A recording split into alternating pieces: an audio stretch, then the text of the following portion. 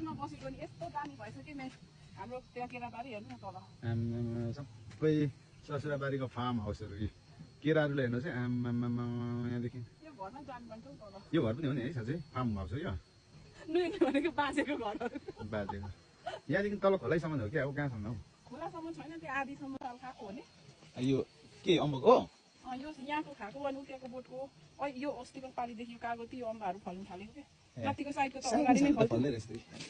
यत्रो चिचिला भन्छ थाहा छ तपाईँलाई यस आई नो चिचिला यहाँ चाहिँ मलाई हरियाली देखेर आनन्द लाग्छ यो समीको त कत्रो भएको के 3 वर्ष 4 वर्षमा यत्रो हुँदो रहेछ त्यो माउलीबाट हाम्रो माउली जाँदाखेरि लिएको हामीले पहिला यसको बिरुवा है अहिले मङ्की जस्तै देख्ला है फेरि मङ्की त हो तिमी मङ्की त होइन सल्लाहमा भएको कि बुवाले मलाई के जस्तो लाग्यो हाम्रोमा गर्मी गर्मी हुन्छ नि त कस्तो मजाले भएको क्या उनीहरूसँग ल हरे 9-10 वटा हुर्काउनु भएछ यसलाई यत्रो ठुलो ठुलो भएपछि कति रमाइलो हुन्छ होला यहाँ अनि यो चाहिँ हाम्रो शीतलको लागि रोपेको हामीले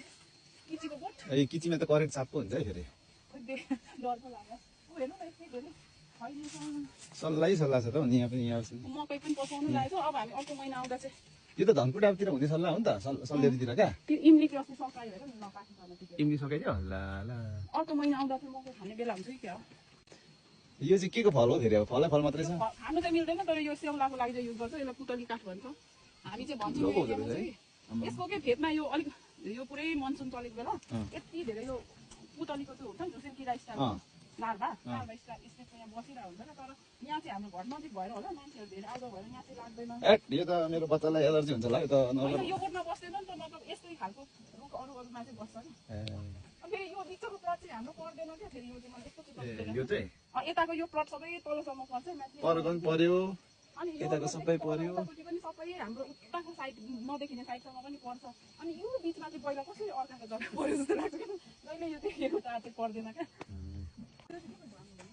यो के हो यो चाहिँ बेसार उसिन्ने ठाउँ नि ए वाह ल बेसार त यहाँ यसरी सुकाएर उसिनेर अब यो होइन यसलाई खनेर यो के लाउने खाइसके पछाडि यसरी उसिन्ने यसलाई स्टिम गरिसके पछाडि यहाँ एकैचोटि धेरै जान्छ नि त तलाको बाल्टेपछि अनि यसलाई सुकाएर सुकुटी बनाएर चाहिँ अनि एक्सपोर्ट गर्ने यहाँ सुकाउने पनि हो यहाँ मुनि हैन होइन यो उसिनेपछि यहाँ पहिलाउने पानी त माथि छतमा सुकाउने हो ए यहाँ घरको छतमा छ अहिले ल मेरो विदेशमा बस्ने मेरो नन्दा आमा जो मेरो बहिनी मेरो कजिन सिस्टरहरूको लागि बेसार रेडी हुँदैछ है गाइस